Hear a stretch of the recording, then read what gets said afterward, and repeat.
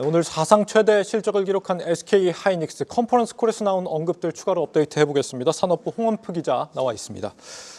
홍 기자, 오늘 정말 흠잡을 데 없는 실적이 나온 것 같습니다. SK 하이닉스가 올해는 HBM 매출이 100% 성장할 거라는 전망을 내놨다고요? 그렇습니다. SK 하이닉스가 지난해 4분기와 연간 실적 모두 사상 최대를 갈아치웠는데요. 역대급 실적이 예고된 만큼 이번 컨퍼런스 콜에서도 투자자들의 관심이 굉장히 많이 쏠렸습니다. 네. 일단 이번 컨퍼런스 콜 내용을 두 가지 정도로 요약을 하면 HBM 매출은 큰 폭으로 늘어날 것이고 또 차세대 HBM 개발에서도 선두 자리를 지키겠다 이렇게 요약할 수 있겠습니다. 먼저 40%가 넘는 영업이익률을 기록한 이 HBM의 매출이 지난해에 100%, 즉 2배가 늘어날 것이다 이렇게 예상을 했는데 전체 D램 매출에서 HBM이 차지하는 비중이 약 40%입니다. 이 부분의 매출이 2배가량 증가한다는 건데 이렇게 되면 올해 45조인 D램 부분 매출이 내년에는 약 60조 원 정도로 늘어나게 됩니다.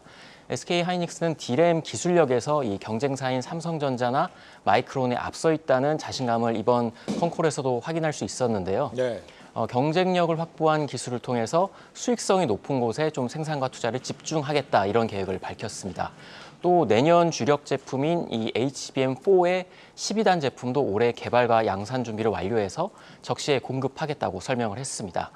일단 이 미세 공정 기술에서 안정성과 양산성을 입증한 1B 나노 기술을 적용해서 이번 6세대 HBM의 12단 또 16단도 양산하겠다고 설명을 했습니다. 네, 차세대 HBM이죠. HBM4 출시가 올해로 지금 앞당겨져 있는 상황인데 이번에는 그 다음 세대인 HBM4E에 대한 계획이 나왔어요?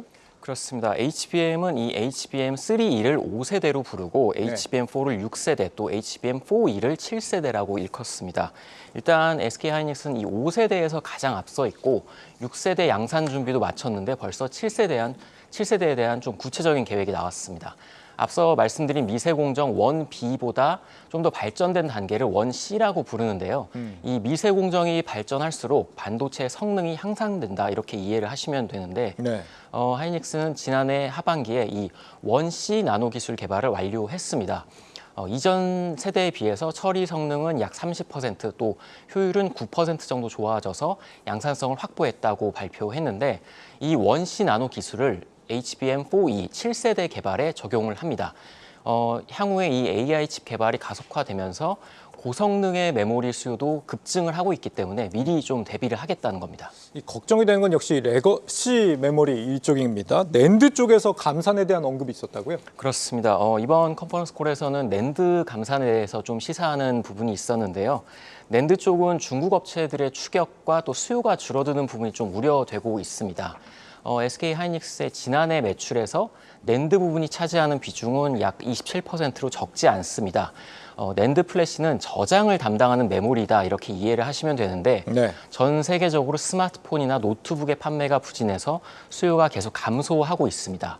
또 낸드 가격은 중국 업체들의 저가 공세로 지난해 3분기부터 하락하고 있는 추세인데요. SK 하이닉스는 삼성전자나 마이크론과 함께 낸드 감산에 나설 것으로 보입니다. 이번 컨퍼런스 콜에서 낸드 감산을 시사를 하면서 수익성이 잘 나오는 이쪽 부분, 이제 D램이나 이런 부분에 좀 탄력적인 투자, 생산 기조를 유지하겠다 이렇게 설명을 했습니다. 한편 이제 구형인 레거시 메모리 분야에서는 중국이 자국 제품을 쓰면서 점유율을 계속 늘리고 있는데 네. SK 하이닉스는 이 고사양의 메모리로 우위를 점해서 격차를 더 벌리겠다 이렇게 포부를 밝혔습니다. 네. SK 하이닉스 컨퍼런스 콜 내용 홍원표 기자와 정리해봤습니다.